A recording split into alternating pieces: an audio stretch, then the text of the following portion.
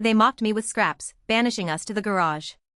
Then a limo arrived, and a woman's request for me silenced their cruelty forever. Thanksgiving Day was already cold, but nothing prepared me for the chill I felt when my sister pointed to the garage and said, "She's used to scraps." She didn't whisper it. She didn't flinch.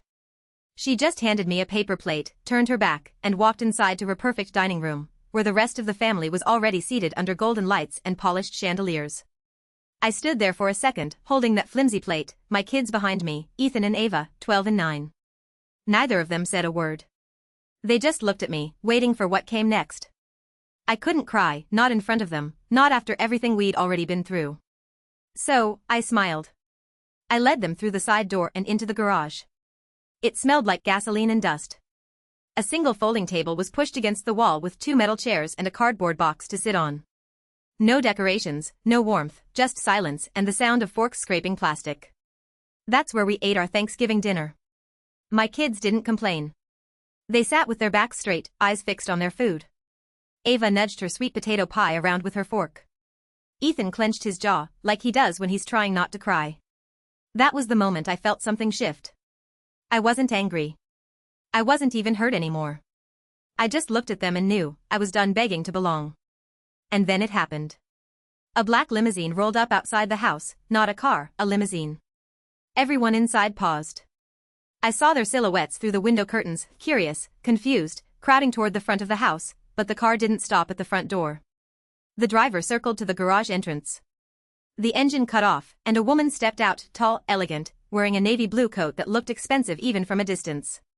She looked around and asked, clear as day, "I'm looking for the owner of this house." And when I stood up, their faces dropped. I hadn't planned on going to my sister's house for Thanksgiving. I told myself last year would be the last time. But then the kids started asking, will Aunt Cynthia be there? Will Grandma remember my name this time?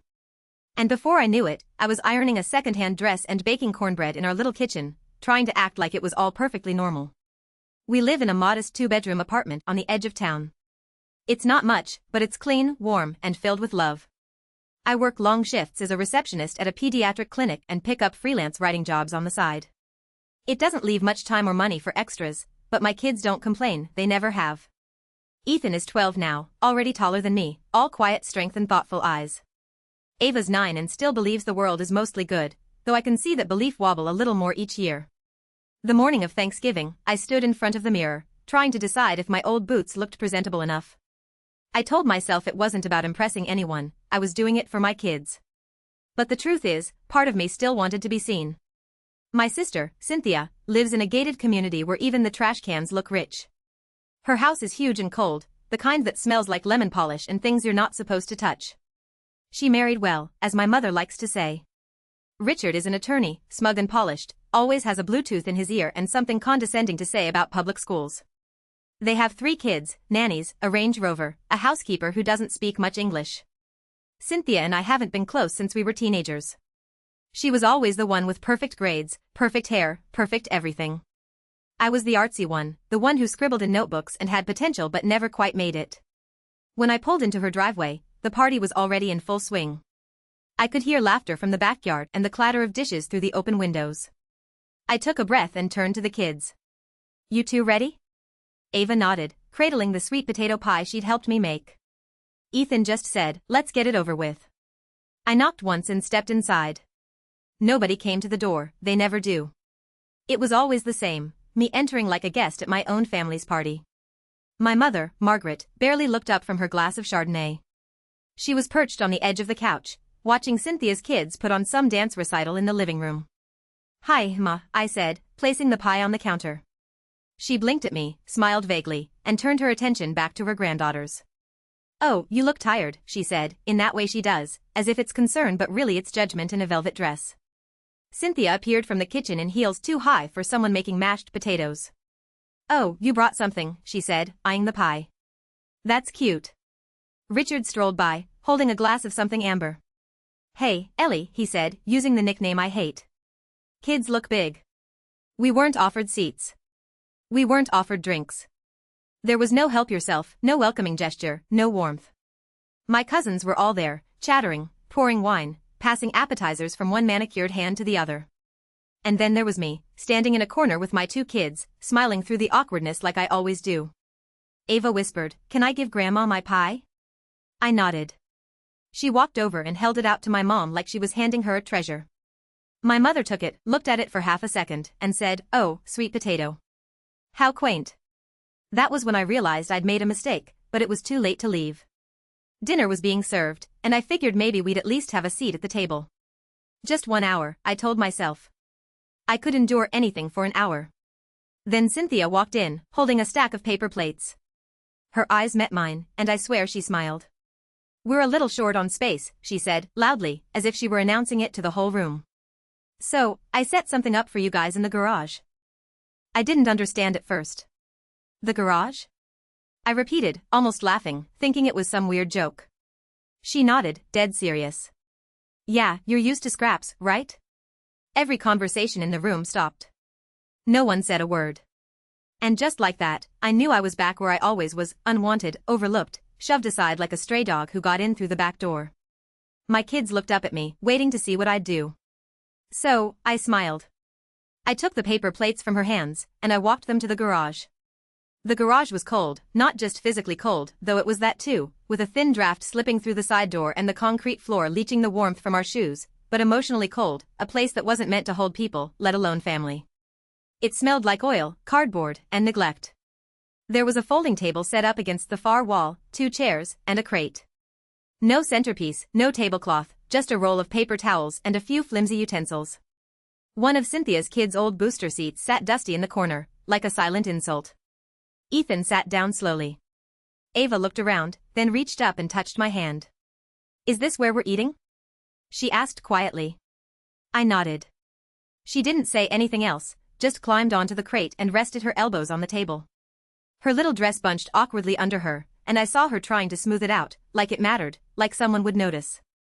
I laid out the food we'd been given, turkey slices, barely warm, some mashed potatoes with no gravy, and green beans that looked like they'd been microwaved in a plastic bag. No cranberry sauce, no bread, no second helpings. No one came to check on us. Ethan held his fork for a long time before finally stabbing at a piece of turkey. "Why'd they put us out here?" he asked, not looking at me. I didn't have an answer. Ava's eyes were shiny, but she blinked fast, trying to be brave. "Did we do something bad?" I swallowed hard. "No, baby, you didn't do anything wrong. But they're all inside," she said, "and we're out here. It doesn't feel like family." I could barely breathe. My chest was tight with the kind of ache that's more exhaustion than pain, when you've spent years trying to prove yourself to people who've already decided you don't count. I wanted to storm back in there, flip the table, scream. I wanted to throw their fake kindness in their faces and tell them exactly what I thought. But instead, I looked at my children and felt something even stronger. I felt shame, not because I had done anything wrong, but because I had let it get this far, because I had dragged them into it, because I'd convinced myself year after year that maybe this time would be different, that maybe I could show up and be welcomed, respected, seen. I'd built my entire life trying not to be a burden, never asking for help, never taking up too much space, always saying thank you, even when the kindness was hollow. I thought if I played by the rules, if I smiled enough, worked hard enough, kept my mouth shut, I'd eventually be let in. But I was still in the garage. And it wasn't just about a table, it was about being told you're not part of the real family, that you're an inconvenience, that you don't measure up, and watching your children feel that too, for the first time maybe, but knowing they'll remember it forever. Ethan looked at me again, his jaw tight. "Can we just go?" His voice wasn't angry, wasn't even sad, it was flat, numb. And somehow that hurt even worse. I reached over and squeezed his shoulder. "Soon." We sat there in silence, eating slowly, the sounds of laughter and clinking glasses drifting in through the walls like a cruel echo. Every so often, we'd hear someone open the fridge on the other side of the wall or the hum of the dishwasher, but no one came out. No one checked on us. I heard Cynthia's laugh, sharp and bright, like it was coming from a stage, and my mother's soft reply, something about the wine being just perfect this year. No mention of us, not even a fake one. Ava finally spoke. "I miss our house." "Even if it's little," Ethan added, "it's not little, it's just enough." And I could have cried right then, but I didn't. I smiled at them, even if it felt like my face might crack from holding it in. "We'll go home soon," I said, "and when we do, we're going to make hot chocolate, and we'll play Monopoly, and we'll be thankful for what we have, not what they think we should want." They both nodded. That's when I realized something I should have seen years ago. this wasn't my family anymore. Blood makes you relatives, behavior makes you family. And my family was sitting right in front of me. Still, as I started cleaning up our plates and preparing to leave, I couldn't help but glance back at the house one last time. That's when the headlights swept across the driveway. A long, sleek black car pulled up, slowly, quietly. A limousine, not a visitor's SUV or one of Richard's work clients, a limo, with tinted windows and a driver in a cap. Ethan squinted through the garage door's dirty window. "Mom, you see that?" I nodded. The house was suddenly quiet, eerily quiet. Through the tiny glass square in the garage door, I could just make out silhouettes behind the living room window, heads turning, curtains shifting. I imagined every conversation inside grinding to a halt. The driver stepped out first, tall, pale gloves, crisp uniform. He said something to the passenger, then stepped back and opened the door. And then she appeared, a woman, maybe late 60s, early 70s, gracefully aged, tall and elegant, wearing a long navy blue wool coat that practically whispered money. Not flashy, not gaudy, just real. She looked like someone important, but not the kind who needed to prove it. She didn't head for the front door like everyone expected. She turned toward the side gate and walked directly toward the garage. Ethan whispered, "Is she coming here?" Ava stood up slowly, pressing close to me, like she wasn't sure if she should be nervous or excited. The woman stopped just outside the garage door. I opened it halfway. She didn't flinch at the cold or the draft or the sight of three strangers with paper plates and a folding table. Instead, she smiled. "Excuse me," she said, her voice smooth and calm, like she was just asking for directions at a bookstore. "I'm looking for the owner of this house." For a moment, I assumed she meant Cynthia, maybe a friend, a client, one of Richard's colleagues, but something told me she already knew the answer. I swallowed and replied, "That would be my sister, she's inside." The woman tilted her head.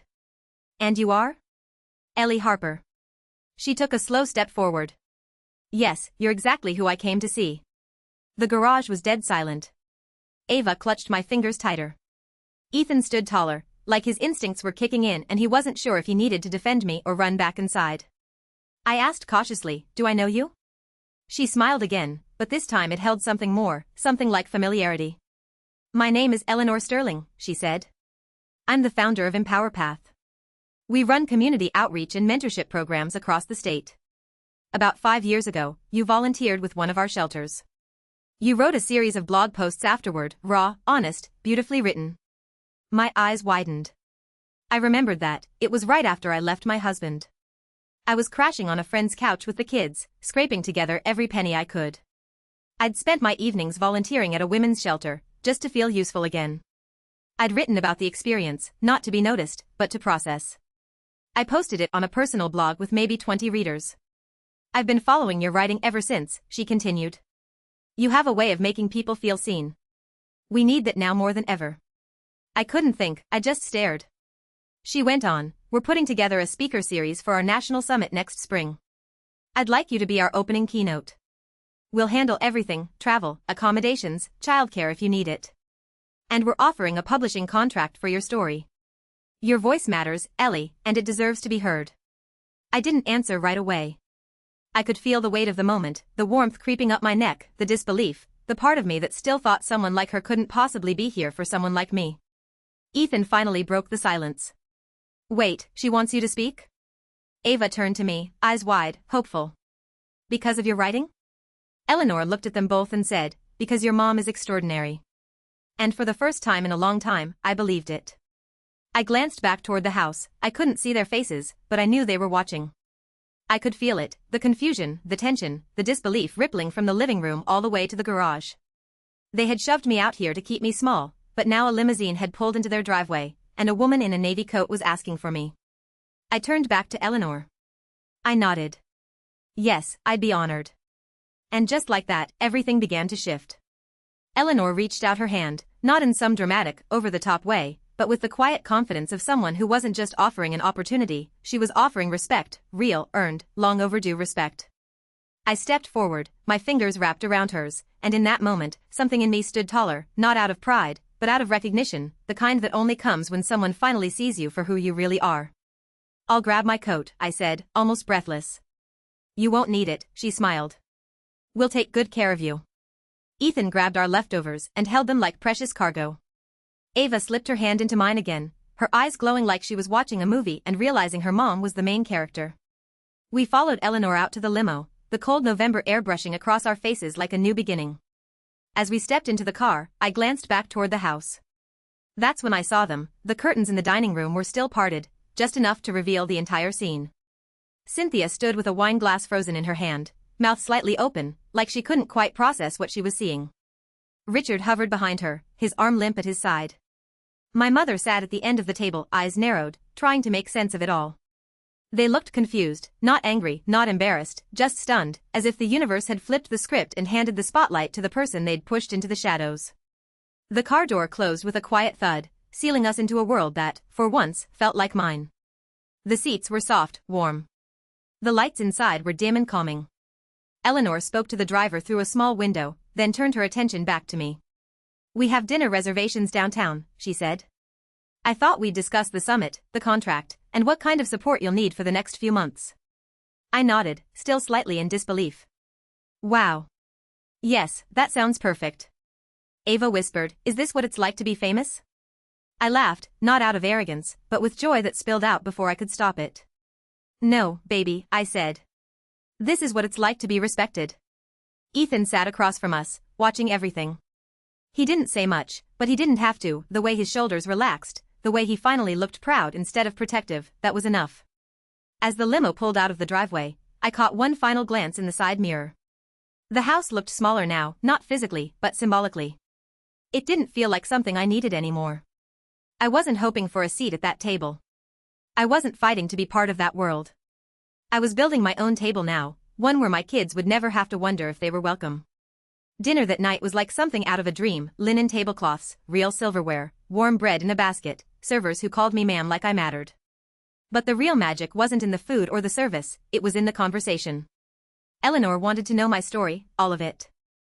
She listened, not to respond, not to correct, but to understand.